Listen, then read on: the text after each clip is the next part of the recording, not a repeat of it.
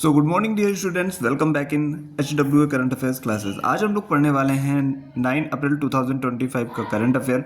मैंने सारे ही question important and selective लिए हैं। जो भी बच्चे हमारे साथ पहली बार जुड़ रहे हैं, वीडियो को लास्ट तक ज़रूर देखिएगा, क्योंकि इतने कम टाइम में करंट अफेयर आपको कहीं भी नहीं मिलने वाला है। और लास्ट में मैंने आपसे कुछ क्वेश्चन पूछ रखे हैं जिनका आंसर आपको कमेंट बॉक्स में देना है। तो चलिए शुरू करते हैं आज की अपनी करंट अफेयर की क्लास।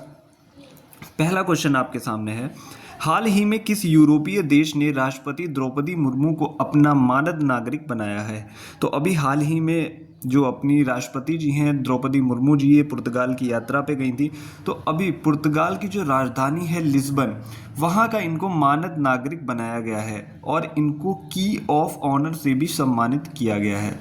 बात हुई है पुर्तगाल की, तो इसके विषय में कुछ स्टैटिक पॉइंट जान लेते हैं। पुर्तगाल की कैपिटल है लिस्बन, यहाँ की करेंसी है यूरो और प्रेसिडेंट हैं मार्सेलो रेबेलो डी सूसा। और पीएम की बात करें यानी प्राइम मिनिस्टर की, प्रधानमंत्री कौन है पुर्तगाल के? तो वो हैं लुइस मोंटेग्रो। तो ये था हमारा पहला क्वेश्चन। चलते हैं अगले क्वेश्चन की तरफ। तो चलिए हम लोग डिस्कस कर लेते हैं सेकंड क्वेश्चन। सेकंड क्वेश्चन क्या है, हाल ही में जम्मू कश्मीर और लद्दाख हाई कोर्ट के नए चीफ जस्टिस के रूप में किसे नियुक्त किया गया है? तो ये बन चुके हैं अरुण पल्ली। बात हुई है हाई कोर्ट की, तो हाई कोर्ट देखिए, हाई कोर्ट का आर्टिकल कौन सा है? तो हाई कोर्ट का आर्टिकल है 214 से 231 तक हाई कोर्ट है। टोटल हाई कोर्ट कितने भारत में? तो टोटल हाई कोर्ट हैं 25, जिसमें 25वां हाई कोर्ट है Amravati high court. High court की पहली फीमेल जो जज हैं वो कौन थी? वो थी अन्ना चांडी, जो कि केरल हाई कोर्ट की थी। और हाई कोर्ट की पहली फीमेल चीफ जस्टिस कौन थी? लीला सेठ थी। तो ये हाई कोर्ट हिमाचल प्रदेश की थी। तो ये पॉइंट ज़रूर याद रखिएगा, कहीं ना कहीं एग्जाम में कभी कभी ये पॉइंट्स भी आपको देखने को मिल जाते हैं। अब हम बात करते हैं नियुक्तियों की। बात हुई है कुछ महत्वपूर्ण नियुक्तियां जो मैं आपको अक्सर रिवाइज करवाता हूं, आपके एग्जाम के पॉइंट ऑफ व्यू से मोस्ट इंपॉर्टेंट है, तो मन से पढ़िएगा। आरबीआई के अभी नए गवर्नर कौन बने हैं? संजय मल्होत्रा बने हैं, 26वें नंबर के हैं। मुख्य चुनाव आयुक्त कौन बने? ज्ञानेश कुमार, ये भी 26वें नंबर के हैं। चुनाव आयुक्त की बात करें तो वो है विवेक जोशी जी। सेबी के अभी 11वें अध्यक्ष कौन बने? तो वो बने हैं तुहिन कांत पांडे। रक्षा लेखा महानियंत्रक कौन बने? डॉक्टर मयंक शर्मा। और नियंत्रक महालेखा परीक्षा CAG कौन है? के संजय मूर्ति। मोस्ट इंपॉर्टेंट पॉइंट्स हैं, चाहे तो आप नोट्स भी बना सकते हैं। चलते हैं थर्ड क्वेश्चन की ओर। तो बात कर लेते हैं क्वेश्चन नंबर 3 की। हाल ही में केंद्र सरकार ने किसे अमूर्त सांस्कृतिक विरासत की राष्ट्रीय सूची में शामिल हुए? तो दो चीज़ें शामिल होने वाली हैं अभी, पुरी की जगन्नाथ यात्रा और कटक की बाली यात्रा। ये दो चीज़ें शामिल हो जाएंगी अमूर्त सांस्कृतिक विरासत में। अब बात होती है कि अमूर्त सांस्कृतिक विरासत टोटल है कितनी? तो वो है 15। अभी हाल ही में 15वें नंबर पे गरबा डांस को घोषित किया गया था, जो कि गुजरात का था। अभी ये दो चीज़ें और जुड़ जाएंगी तो टोटल हो जाएंगी 17। जैसे ही इन्हें ऐड कर दिया जाएगा मैं आपको इसका अपडेट दे दूंगा। बात करते हैं मूर्त धरोहर की, तो मूर्त धरोहर कौन कौन सी हैं? 43 हैं टोटल, जिसमें 43वीं मोइदम है, जो कि अहोम राजवंश के कब्रिस्तान थे वहाँ पे। तो इसी को घोषित किया गया है, जो कि असम में पड़ता है। ये क्वेश्चन भी काफ़ी इंपॉर्टेंट है, आपसे ये भी क्वेश्चन डायरेक्टली पूछा जा सकता है कि मूर्त धरोहर की टोटल संख्या कितनी है और 43वीं जो अमूर्त धरोहर है वो कौन सी है? तो मोइदम आपको बतानी है। और अभी मैंने अमूर्त धरोहर आपको बताई, टोटल 15 है। अभी तो 2 और ऐड की जाएंगी, वो मैंने आपको बता दिया, जिसका सिलेक्शन सरकार कर चुकी है।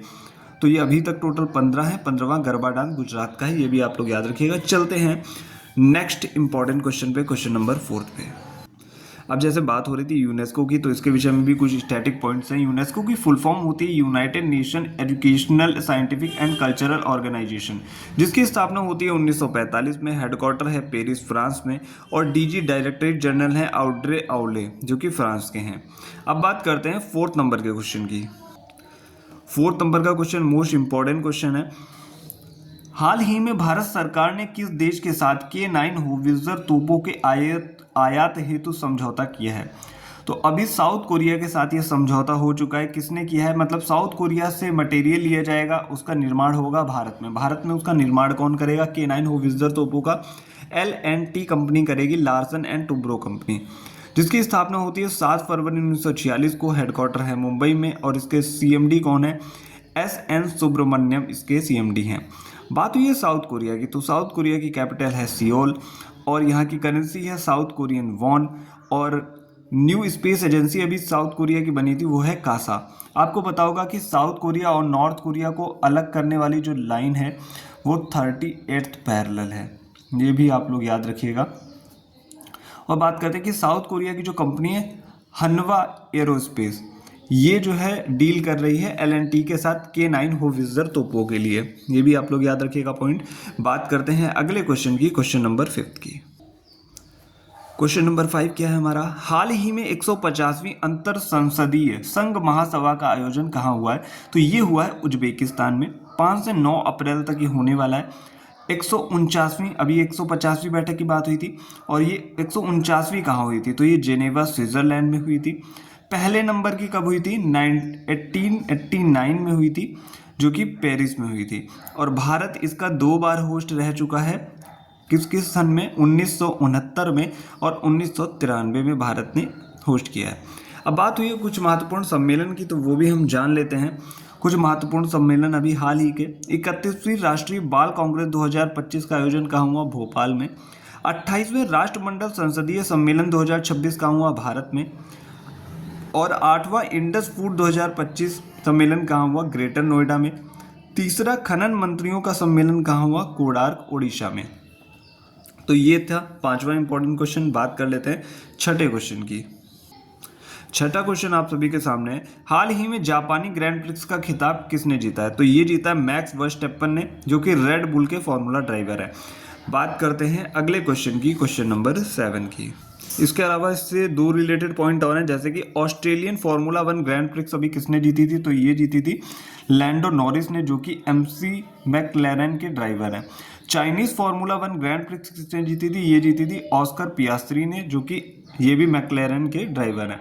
बात करते हैं 7 नंबर के क्वेश्चन की। 7 नंबर का क्वेश्चन क्या है, हाल ही में श्री राम साहेब पांडे का निधन हो गया, ये कौन थे? तो ये एक लोक नर्तक थे, जो कि मध्य प्रदेश के सागर जिले के रहने वाले थे, और इन्होंने राई नृत्य को बढ़ावा दिया था, इस वजह से इनको इतना ज़्यादा नेम एंड फेम मिला। और पद्मश्री की बात करें तो ये इनको मिला है 2022 में, और इनको नृत्य शिरोमणि की उपाधि से भी सम्मानित किया गया था, जो कि इनको 1980 में मिली थी। तो जो निधन वाला टॉपिक है ये भी आप लोग ज़रूर याद रखें, क्योंकि एग्ज़ाम में किसी न किसी सेट में आपसे निधन से संबंधित क्वेश्चन पूछ लेता था। अभी 2025 में जिनके निधन हुए हैं, या फिर 2024 में जिनके निधन हुए हैं। बात कर लेते हैं 8वें क्वेश्चन की।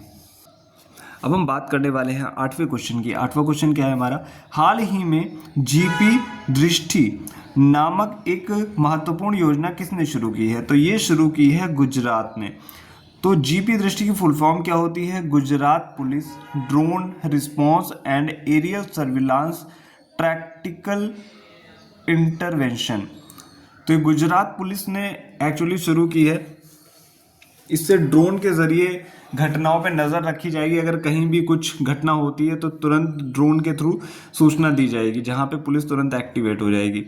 बात हुई है गुजरात की, तो गुजरात की कैपिटल है गांधीनगर। यहाँ के चीफ मिनिस्टर हैं भूपेंद्र पटेल, गवर्नर हैं आचार्य देवव्रत।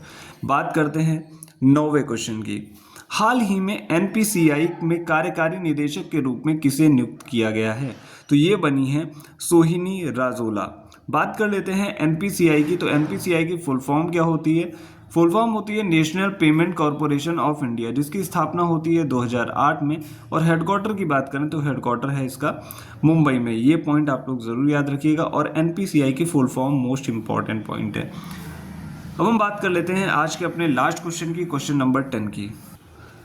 10th क्वेश्चन क्या है हमारा, हाल ही में भारत सरकार ने परमाणु पनडुब्बी बेस INS वर्षा कहाँ प्रारंभ करने की घोषणा की है? INS वर्षा देखिए परमाणु पनडुब्बी का जो बेस होगा, बेस का मतलब होता है कि जहाँ पे चीज़ें ठहरती हैं आके, जैसे एयर बेस होता है जहाँ पे सारे हवाई जहाज खड़े होते हैं, वैसे ही INS मतलब परमाणु पनडुब्बी के लिए एक बेस बनाया गया है INS वर्षा। ये कहाँ प्रारंभ होगा? तो ये रामबिली आंध्र प्रदेश में प्रारंभ होगा, और इसका कार्य 2026 तक पूर्ण हो जाएगा। मोस्ट इम्पॉर्टेंट पॉइंट है। ये था हमारे आज के 10 क्वेश्चंस। अब हम बात करते हैं आज के क्वेश्चन की, जिसका आंसर आपको कमेंट बॉक्स में देना है। आज का हमारा क्वेश्चन है, हाल ही में T20 में 13,000 रन पूर्ण करने वाले पहले भारतीय कौन बन गए हैं। कल मैंने आपको एक क्वेश्चन भी कराया था। आई होप जिन बच्चों ने वीडियो देखा होगा वो लोग इसका सही आंसर देंगे। और ये भी बता दीजिएगा, अगर बता सकते हैं तो 13,000 रन पूरे करने वाले पहले भारतीय कौन है। और अगर पूरे विश्व स्तर पे बात करें तो 13,000 रन सबसे पहले किस प्लेयर ने पूरे किए थे, ये भी आप लोग कमेंट बॉक्स में बता दीजिएगा। तो आज के लिए इतना ही, मिलते हैं next day next important current affairs के साथ। Thank you.